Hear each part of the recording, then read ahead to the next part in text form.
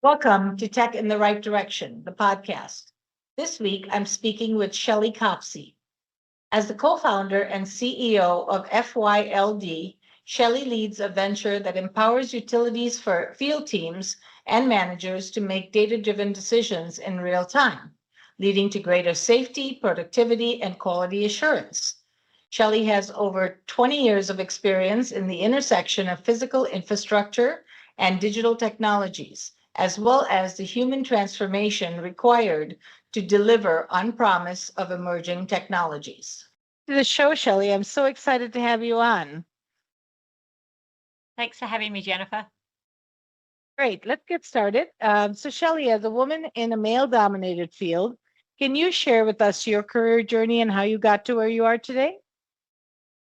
Sure.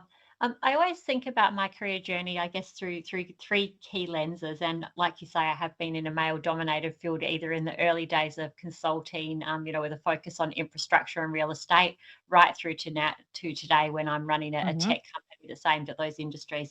I think about agility. I think about being myself, and one that I hope is maybe not so relevant for younger women today, but maybe over preparing and how to be super confident. My career journey, it started off at KPMG, PwC, traditional consulting firms. And, when I looked up, what I did see all around me were men. There were very few women that were, at the top that you could relate to and maybe be inspired by. But again, if I just take that kind of agility perspective, even if someone doesn't look like you, I guess what I learned to do was find common ground, common interest, and find ways where I could find people that had, the not so obvious things that were like me, so that I could begin to understand career journeys. I also think about, how do you lean into opportunities as they arrive? I never thought about having a linear career in those early days. What I thought about was if I wanted to have a senior leadership position of some type, by the time I got to my late 30s, I was going to have to gather a bundle of experiences. And again, when I think about this being the early 2000s and when diversity, equity, and inclusion weren't such big themes, what that always meant for me was thinking agile. So, whilst the next career step might be X, if Y came along, could I just lean in and grab that? That would be one big theme for me.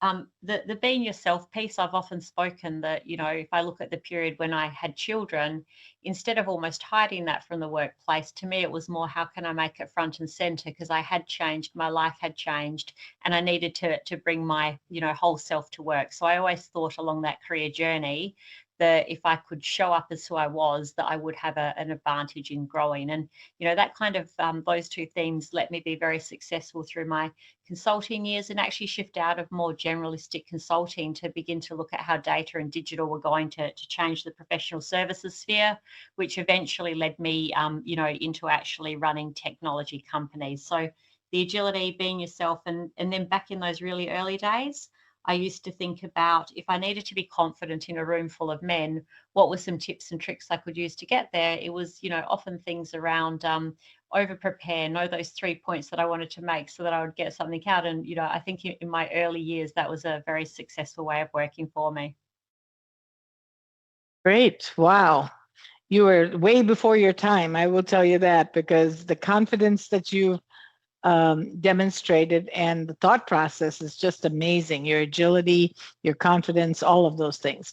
So tell us how you learned to believe in yourself and land your first CEO position. Yeah, I think this has been one of the hardest journeys, professionally or personally, that I've had to take. If I do look back to myself when I was in my early 20s, and I've just told you about the over prepare and the being confident, that was because I often struggled to naturally find my voice in the larger rooms that you need to have presence in if you're going to progress your career. So, I think I was always strong on being mentored, asking people for advice. There was always someone around that could give me some advice about what had they done, what tips and tricks. And, I really focused on listening to people. I think, if you spoke to a lot of my team today, they would tell you that one of my strengths as a leader is that I take counsel, I ask for perspectives, and I listen to hear when I get them. So that was always really important for me.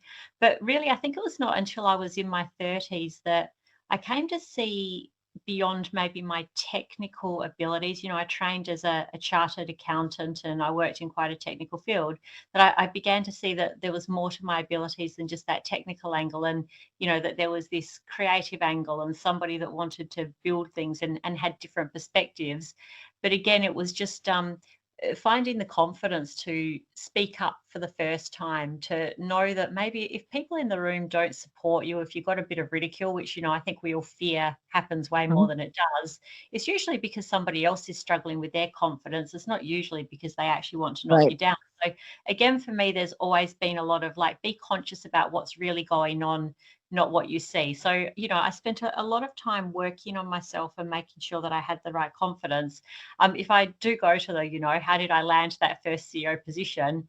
Quite, I guess, unusually, I was searching for a CEO to take on the first CEO position that I ended up taking. And, I found somebody who I thought would be brilliant in that role. I was running a fund of startup companies at the time.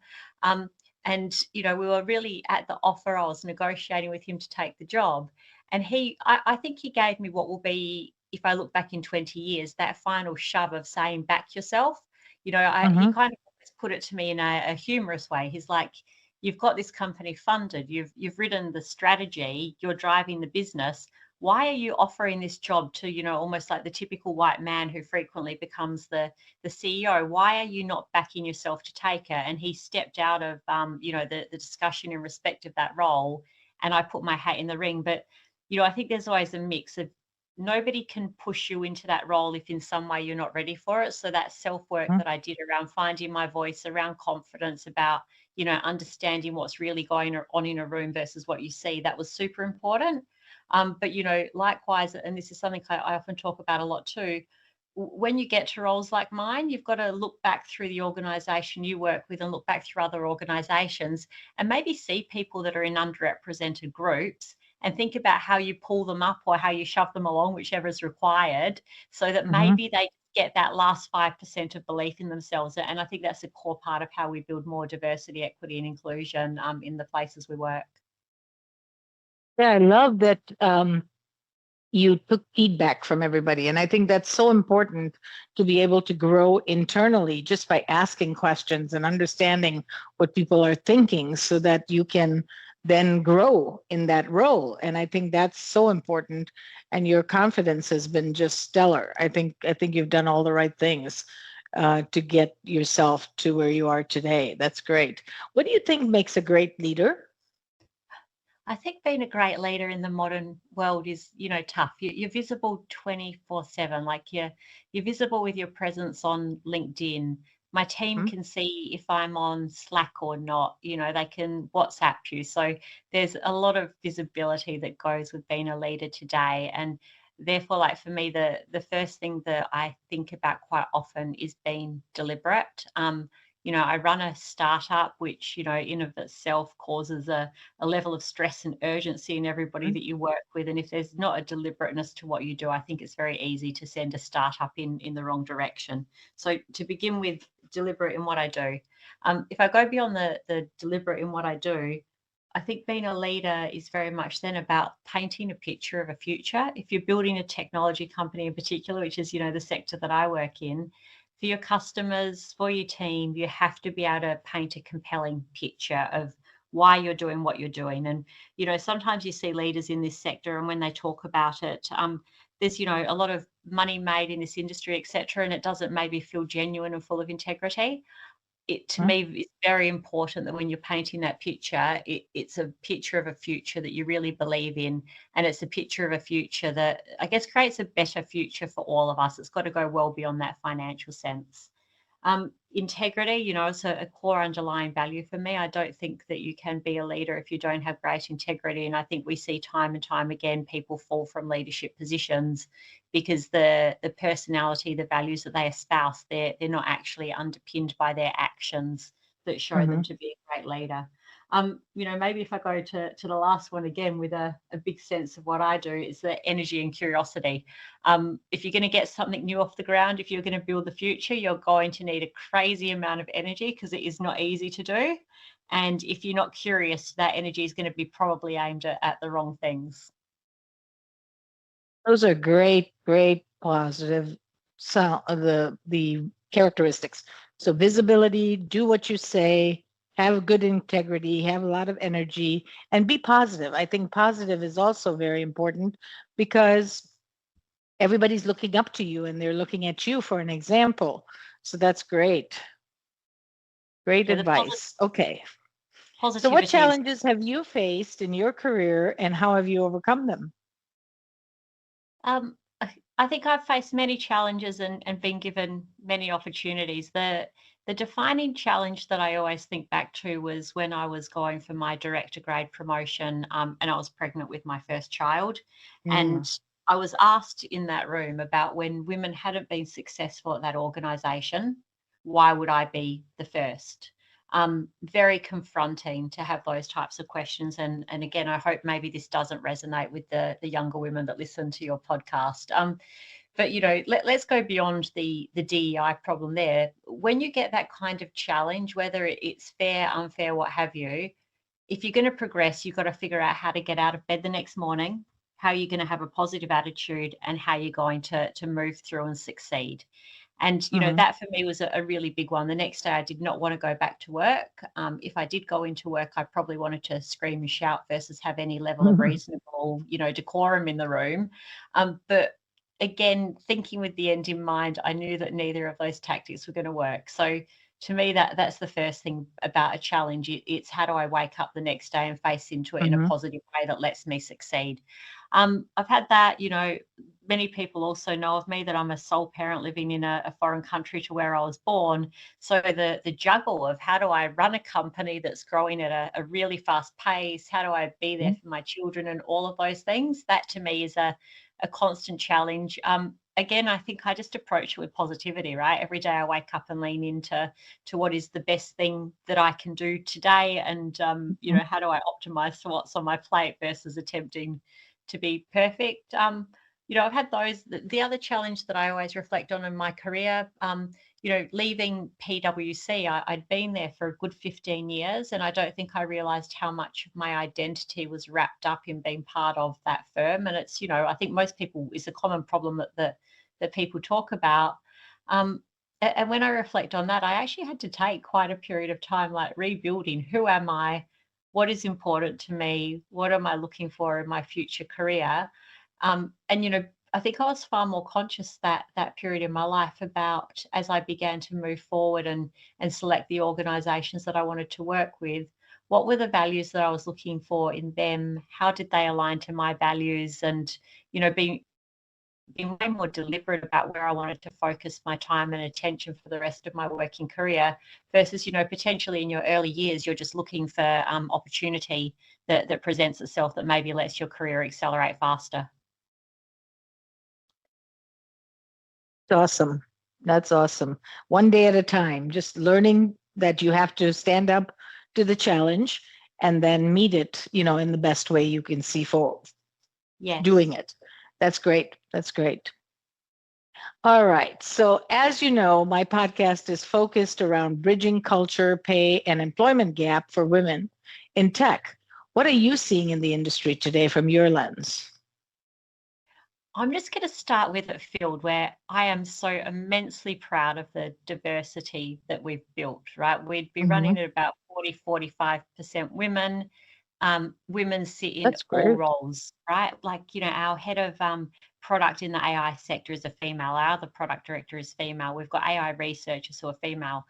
How do you get there? You get there by being deliberate in the choices that you make. If you look Hmm. at the pool of labour, when we look at the diversity aspect, it isn't there. So if you just, recruit in a hurry, you don't plan for the future, I think that you end up with a really non-diverse workforce. And there's, tons of research about the advantages of diverse thinking that we see come to life every day. So I'm really proud of what we have achieved against a labour pool that is not representative of the society that we live in.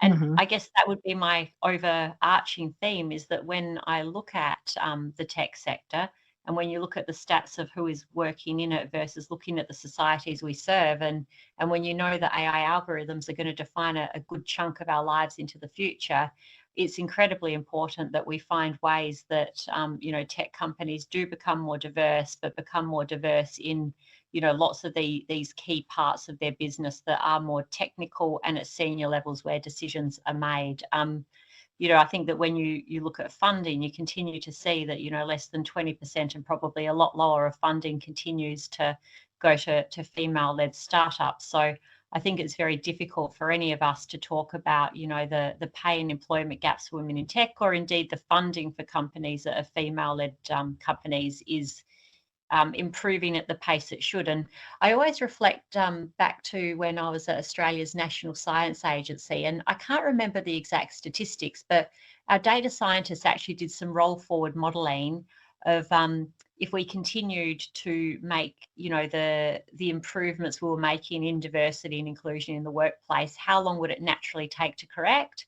I can't remember if it was 100 years, 200 years, regardless. Wow. The Yep. number was a ridiculous number of years before, if we continue at our current pace that's got a real lack of intervention, before we would Very get true. to, meaningful. So I think it's hugely problematic, and I think it's a space where we need to see more leadership by, big tech companies in a meaningful way. It's very easy to do marketing about it. It's very difficult to, make meaningful change.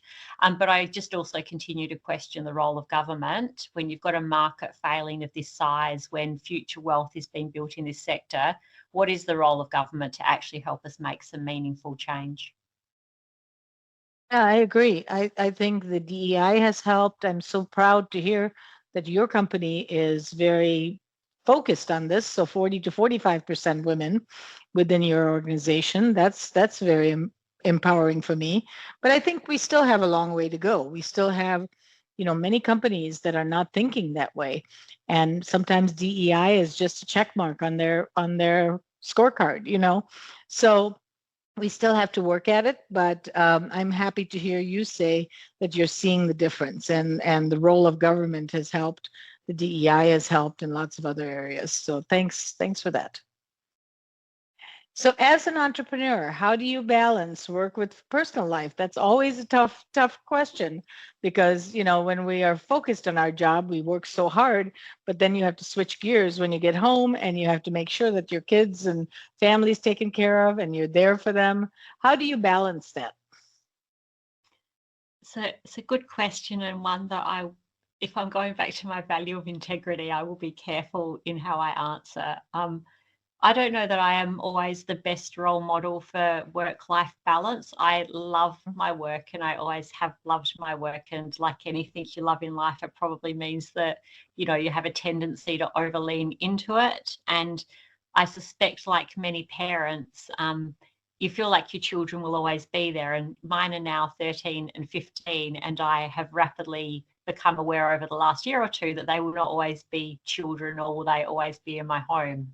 I try twice a year to take proper holidays where I am just focused on them and switch off. So we have quite a tradition in the family. At Easter, we go away for 2 weeks, and we try and go somewhere where, if a board member happens to WhatsApp me, if they can get through and they ask for a PDF, there's no way known I'm able to send any form of document out through, any means of communication. That's one thing that we tend to do every Easter. And summer, we have a tendency to try and get away for a month, get some Airbnb somewhere in Europe. And, again, even if I'm working some of that, I just find for myself, I've learned that I will then take the time to go out for lunch. I will finish a bit earlier and go to dinner. So not perfect solutions, but I have designed these 2 interventions into my life every year, which I find for my children kind of gives them the thing to look forward to if I am being a bit overwork centric. And then obviously there's Christmas. That's one thing for me. If I go back to company and being deliberate on culture, I try to lead by example on never missing out on anything with the kids in school. Lots of times I might work a bit late into the evening, but one thing I've always been aware of is that, if I don't get to that Christmas pantomime that my kids' school does every year for the year 7s, the next year they'll be in year 8 and I won't get to see it again. So I've always tried to ensure that my diary is full of those, really poignant moments, and they don't ever get put as a second best. Yes. And then I guess finally, I just go to stages of life. What worked when the kids were little it doesn't work now. And, I think it's easy again to design the future, but it's probably more important to every 3-4 months take stock of, is everybody's mental health in the house happy? Is work going well? Where do I need to prioritize and how do I actively plan and do it versus just, sleepwalk into something and then realize it's not working.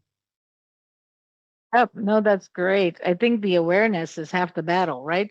What you've done is you've created traditions, you've made sure of the vacations, you're putting things in your calendar so that you're there for your kids and you're present for them. And that's so important because they see that. Now, do you take your laptop? Do you not take your laptop? What's the thought process there? I would have my laptop with me 24/7. I know, I do too. That's the It's thing. like a safety blanket. It's like attached to my hip as well. Yeah. Yep. All right. I know you wished you had a mentor when you were younger. What advice and coaching do you provide your mentees today? I know you are very active in this area. So tell me a little bit about how you coach and mentor your mentees. So coaching and mentoring, I love doing it in field, but I also love doing it, in the broader community. It's a big activity for me. When I talk to them, often what I find with people is that there are self-limiting beliefs that happen. And this is something I often talk about inside field as well, if we're talking about our go-to-market or our product development. Like, really, what are the ground truths and what are the stories that we tell ourselves? And I Mhm. find it really interesting that time and time again, it actually doesn't tend to matter whether it's a process we're looking at work, whether I'm talking to a mentee about their career development. There's often so many self-limiting beliefs that people often have come to think about. I call them like as laws of physics. And these things are not like laws of how the world works. They're things that we've been told by our parents, by our friends. They're things that we believe ourselves. So I often like to spend time with people saying, like, what is true that we need to, believe in for the future? And what are the things that we've just told ourselves for many years that if we could reframe would let us think really differently? And help them, get a bit out of the box. If I look at one of the areas I often think I'm strong, it's helping people almost think a bit too big. I think when you're mentoring though, if you can help people think too big, if you can help them think a bit ambitious for today, you're setting them up to have a better long-term view of what they're probably capable of achieving. And even if they wind it back, 20% from what the two of you discussed, they're probably still going to be light years ahead of where they saw their potential when they first started speaking to you. I always find that, if after 6-9 months of mentoring someone, I can see that they have got more self-belief in what they can achieve. And if they can begin to articulate why they're able to achieve it, I feel like we're on a good path together. Great. That's great. I love that when you said, you want to know the stories that they tell themselves. And I think that's so important, especially for women, because we have negative Nancy in our head. We're always telling ourselves bad things and we need to be positive. We need to have a different story in our head all the time. So that's very, very good. I love your mentoring style. Really, really great. Thank you for doing that. So, since the construction field is so male dominated, how do we get more women into leadership positions in this industry? Because I know it's pretty male dominated, right? That you're in. It is really, really male dominated.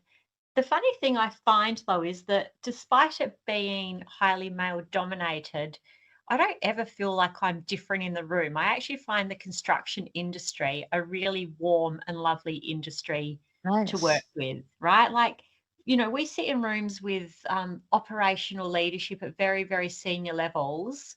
The first thing that they care about is that all of their people can leave the house in the morning knowing that they'll come home safe in the afternoon, despite it being That's dangerous. nice. Very Yeah, nice. it's a really good part of the industry we work in.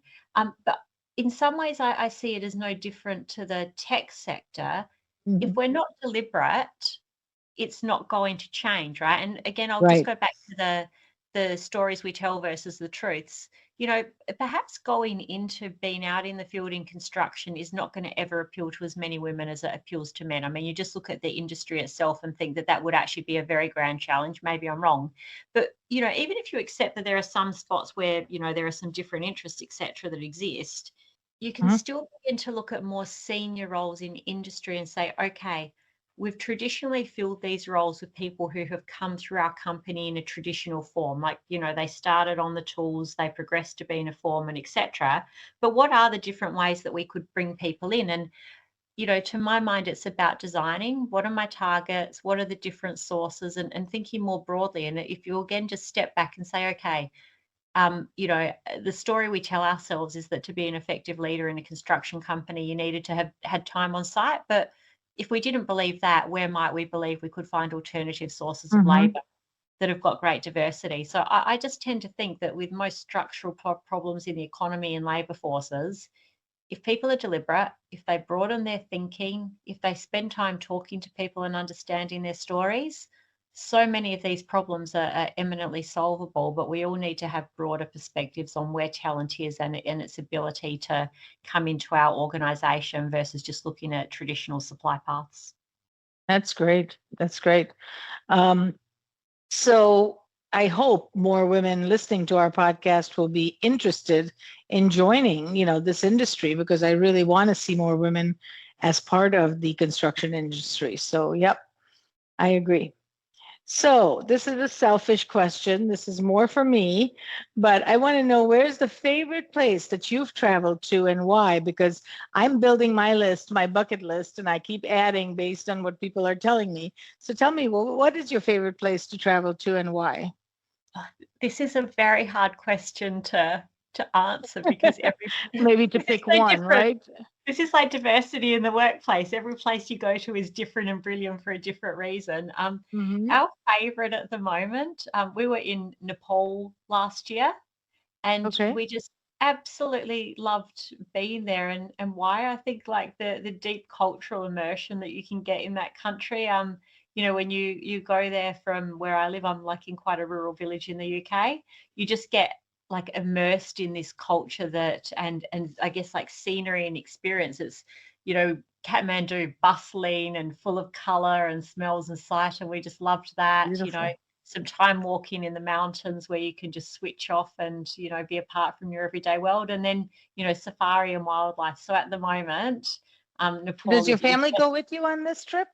Yeah, my two children, we travel everywhere together, the three of us. Yep, I like getting them out of their comfort zone and, doing things like hiking in the mountains and maybe using their bodies to achieve things that they didn't know were possible.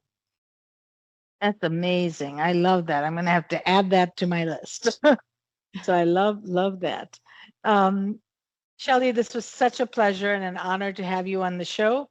I really appreciate your time. Thank you so much. And I would ask you if you could share with our listeners how they can get a hold of you. Brilliant. Thank you for having me, Jennifer. I'm very easily contactable on LinkedIn. If you look for Shelley Copsey, you can find me there and shoot me a message. Perfect. Thank you again, Shelley. It was a pleasure. It was an honor. Thank you again. Thank you. Thank you for listening to Tech in the Right Direction. Please take a minute to subscribe or follow so that you never miss an episode. Also, don't forget to like, share, and comment. Thank you. See you next week. From IT skill enhancements to end-user adoption training, Directions Training is your resource to help optimize the effectiveness of your technology investments. Over 500,000 students have taken advantage of our wide selection of technology and business training solutions covering the most popular applications today, such as Microsoft 365, Azure, Windows 10, and more. As a podcast listener, we invite you to take advantage of an exclusive offer. Receive 30 days of free access to our Microsoft official curriculum on-demand courses for IT professionals or end users. Visit us at www.directionstraining.com/podcast to claim this offer today. Hurry, this offer is only available for a limited time. Success is a journey. Ask for directions.